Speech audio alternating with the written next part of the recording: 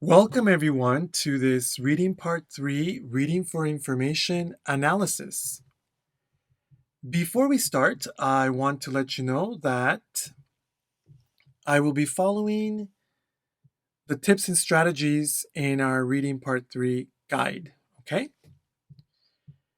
If you would like to have more information about this tips and strategies guide, then you can find that in our library, okay?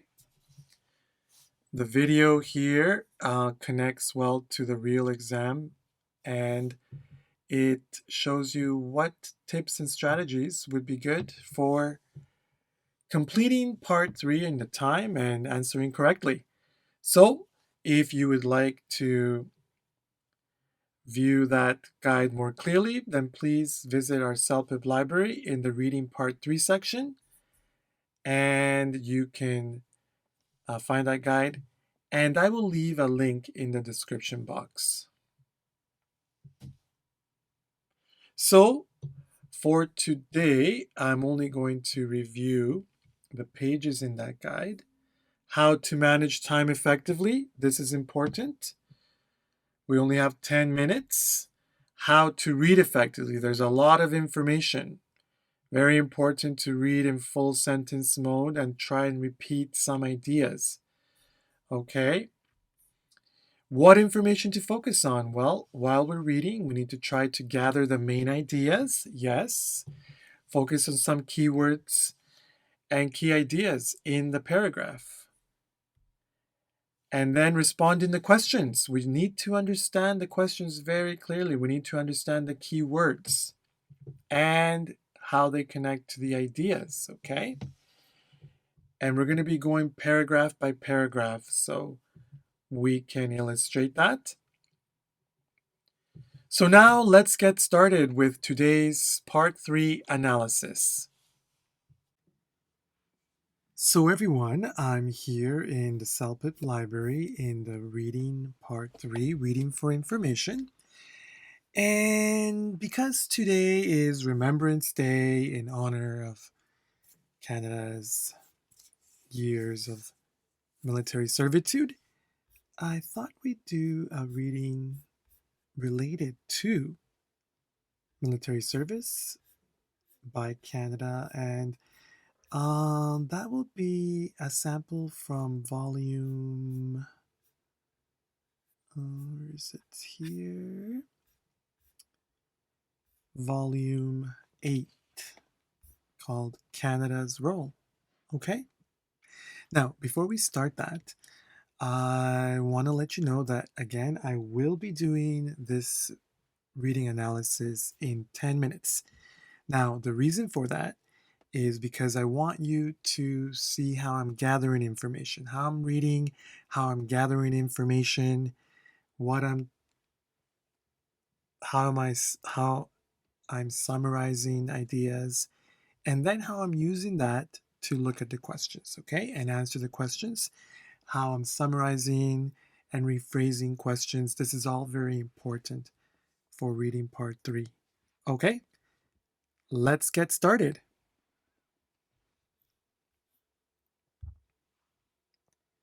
Just gonna blow this up so we can see it better.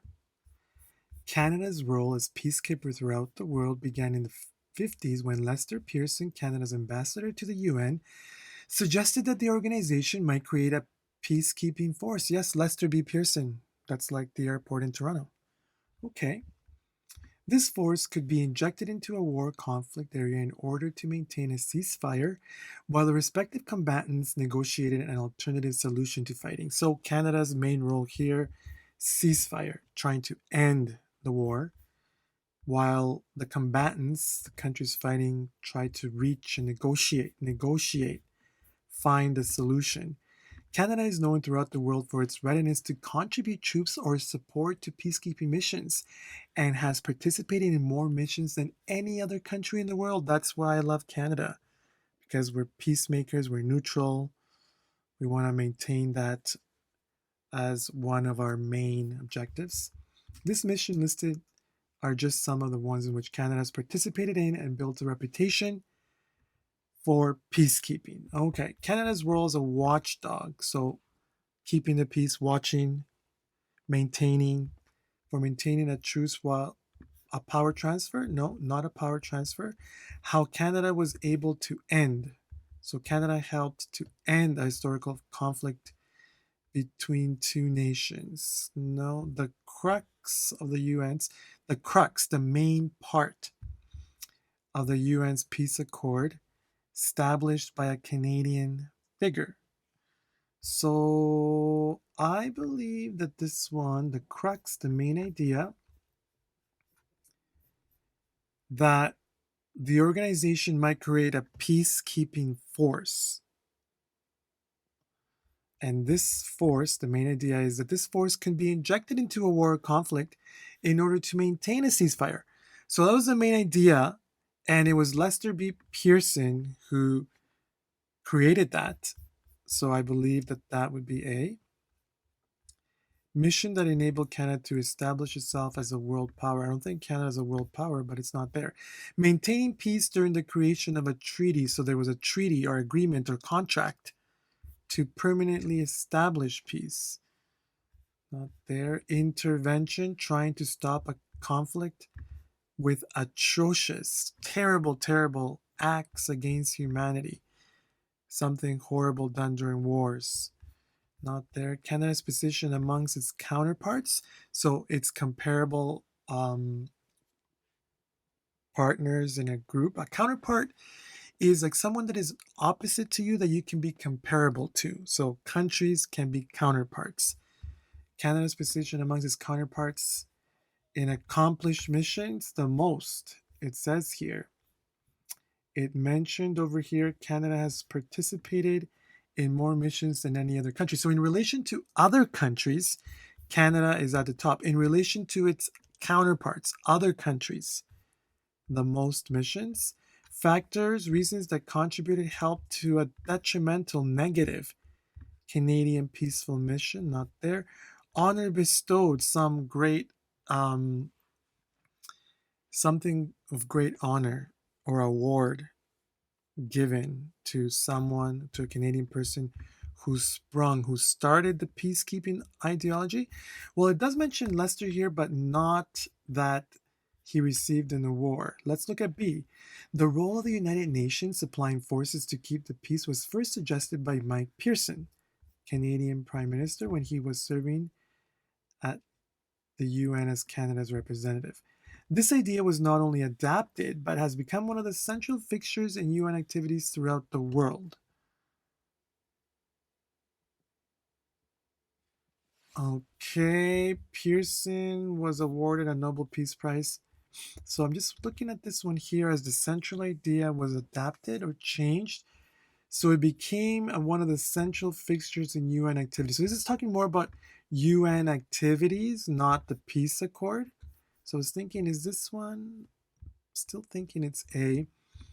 Pearson was awarded a Nobel Peace Prize for the inspiration, and Canada has become the most important and respected player in peacekeeping duties for the UN throughout the world. So Canada is very respected around the world for peacekeeping duties. Lester Pearson, that one is here, 9B. He was given the Nobel Peace Prize.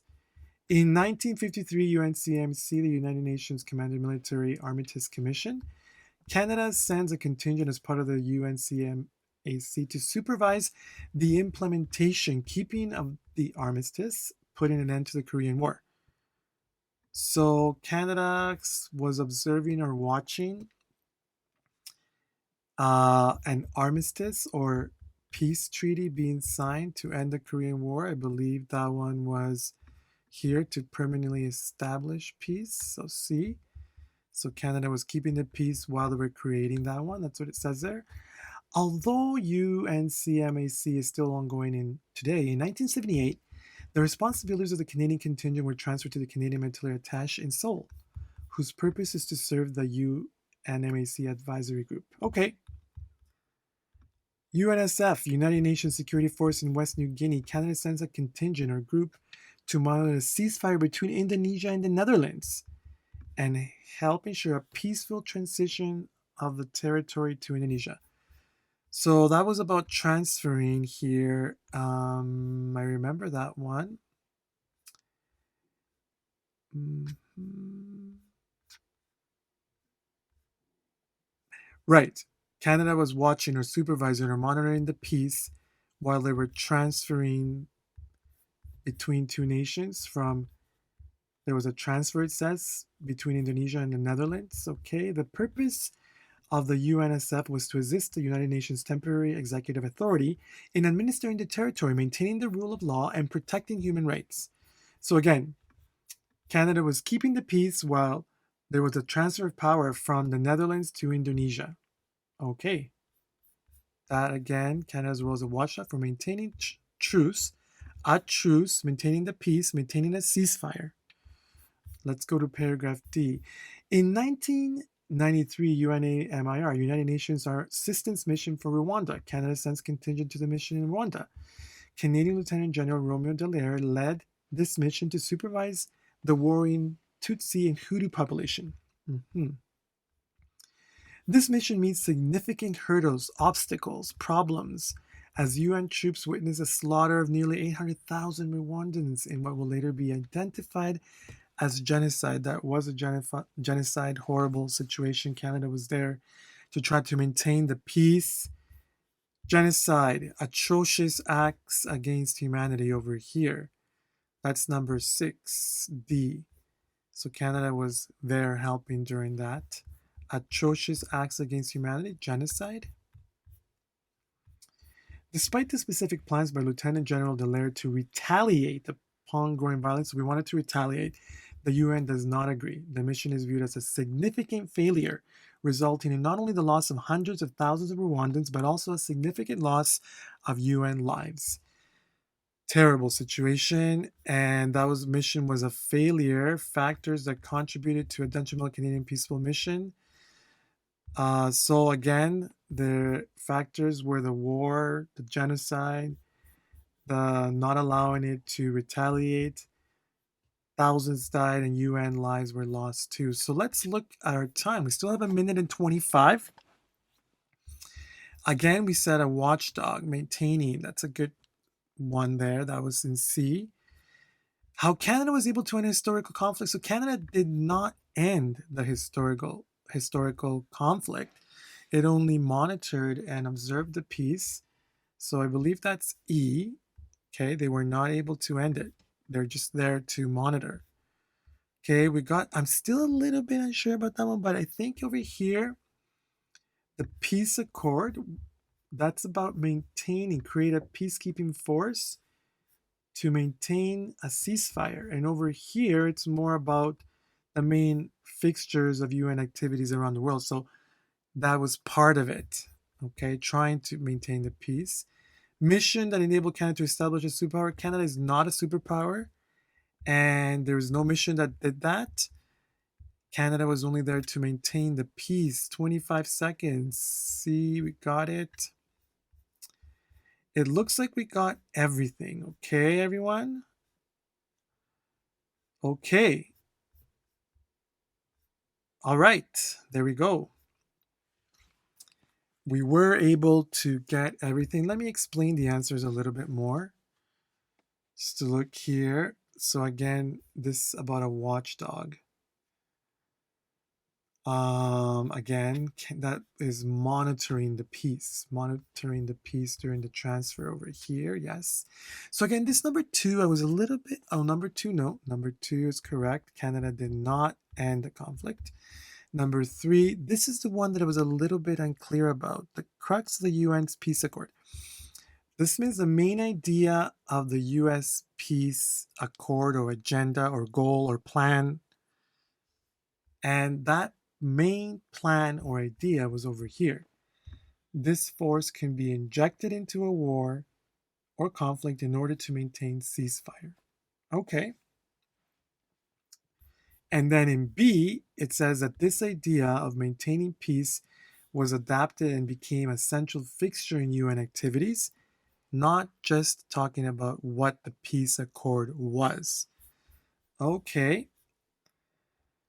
So Canada did not establish itself as a world power. Okay, so we didn't do that. Maintaining peace during the creation of the treaty, that was C. Keeping the peace over here during the end of the Korean War. Okay, Canada was there maintaining the peace. Intervention of atrocious acts, that was about genocide in the Rwandan mission over here. And number 7, how Canada compares itself against its counterparts. So we're talking about counterparts. The group here would be countries. So in Canada, in relation to its counterparts, myself in relation to my counterparts would be other men, other teachers. Okay. So Canada, it says here, has completed the most peacekeeping missions in the world, something that I'm very proud of. And I hope that we can continue maintaining peace, but I just hope that there won't be any more war. Okay, let's hope for that. So, factors that contribute to a negative Canadian peaceful mission. So, here, this act of genocide and the loss of lives, of Rwandan lives and UN lives, that made it a failure, it says here. It was a failure, significant failure. And honor bestowed, honor given, reward, award, recognition given, bestowed to a Canadian figure who started the peaceful ideology. Again, that one was over here. Okay, everyone. So there we go. We got them all. And I want to say that I will be putting up version 2. I will be putting up a link to version 2. Many of our exams in the CELPIP library have version 2, so you can practice more. It's great to keep on practicing. Even in the real CELPIP exam, there are many versions of one exam, even this one. Okay? So I'm going to be putting a link. I'm going to be posting a link in the description box. So make sure that you go ahead and practice what you've learned, put those skills, okay? And as well, if you want more reading practice, level 7s or higher, you need to perfect part 3. It's a very good way to ensure 7, 8, 9. And our CELPIP library has over 60 exams and actually could be close to 100 because there are a lot of version 2s, okay? So subscribe to the CELPIP library, everyone. It's a very good tool for you to have, including current and past CELPIP exams. Okay, everyone, let's not forget, practice makes perfect. I would like to remind you that if you're looking for some more listening, reading, writing, or speaking CELPIP exam practice, then you should definitely subscribe to our CELPIP library. The CELPIP library has hundreds of examples of listening, reading, writing, and speaking, which will help you develop your score, whatever the score you need. Also, the library contains vocabulary, listening skills, reading skills, grammar, and writing skills exercises, which will really help you improve your general understanding of English and also for the exam. So, and you can purchase a 1-month pass or a 2-month or a 3-month subscription for a very low price. And of course, if you really enjoyed this content, then please like this video, share it, and also subscribe to our YouTube channel. That way we will keep on producing more CELPIP analysis for your development. Have a great day.